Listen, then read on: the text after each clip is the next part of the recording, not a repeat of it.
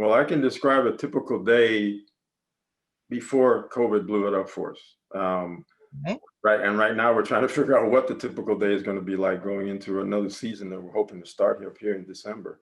But typical day for us before, and we come in, I have a staff of 6 people.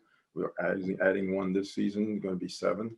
And we have our daily, we meet daily to discuss either treatment plans or activity plans for the athletes, depending on whether they're injured or whether they're participating in the practice or the game. We would meet every single day, even if it's only for 10 or 15 minutes. We have an integrated program. So the athletic trainers who are in charge with the medical side of things, the health and medical side of things we're totally integrated with our strength and conditioning performance guys, because we feel like these two programs have to mesh with no seams in order to keep guys as healthy as possible to perform on that basketball court. After that, we have a quick chance to run off and get some breakfast, because we're usually the first people here in the morning and we're the last people to leave in the evenings or even late afternoons. At most time, we try to get out here late afternoon. From there, we got breakfast, and then we start getting ready for the players to start coming in to get whatever treatment they may need, whatever prep time they may need to get ready for practice. We also have time to get information out I'm the one that gets information out to management about, who's going to be doing what today. And then I have our head athletic trainer, new young man who's now taking that position. And I'll explain how that works with us now.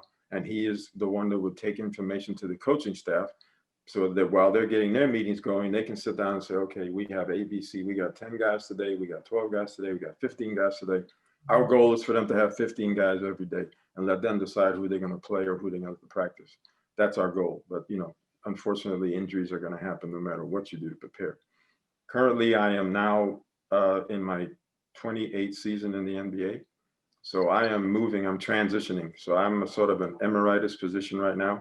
And I have prepared my young colleague to take that hot seat on the bench where everybody gets to scream at him during the games. And I can just sit back and just admire his foot. Not really scream at him, but most of the time they think we're coaches because we're wearing a suit. This is my daily attire. Okay, I'm not a suit guy, but during games you may see me on the bench, or if I'm not on the bench, I'm standing in the background somewhere with a suit on, and that's sort of our corporate attire. The biggest project we have working on right now is to figure out what our typical day is going to be like going forward as we start to get ready for now. In about 3 or 4 weeks, they told us get ready for a season. Holy cow. And the biggest challenge of that is to keep these guys COVID free. And the testing is going to be a huge piece of that. And the NBA is laying out all the protocols for us right now. I just got another memo, about the 100th memo I've gotten so far, with the different aspects of the program. And we have to kind of, integrate it as quickly as possible, get athletes back in here as soon as we can.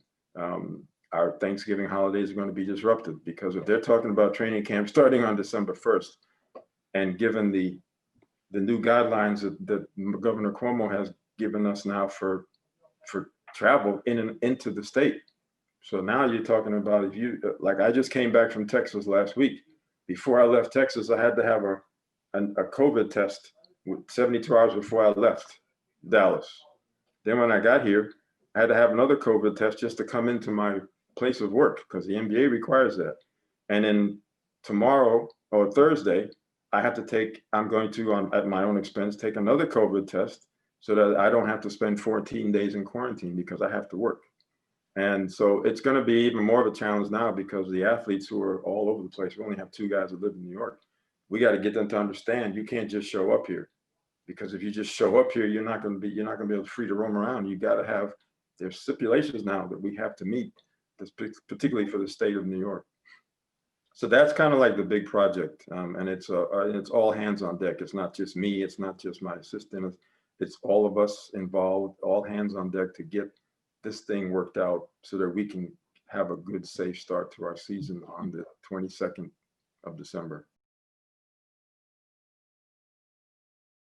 Make sure to check out the My Career tab on the BC Navigator app. where you can track your career progress based on the amount of credits you've earned, stay updated on upcoming events from the Magner Center, and watch our videos for insight and advice on your career field.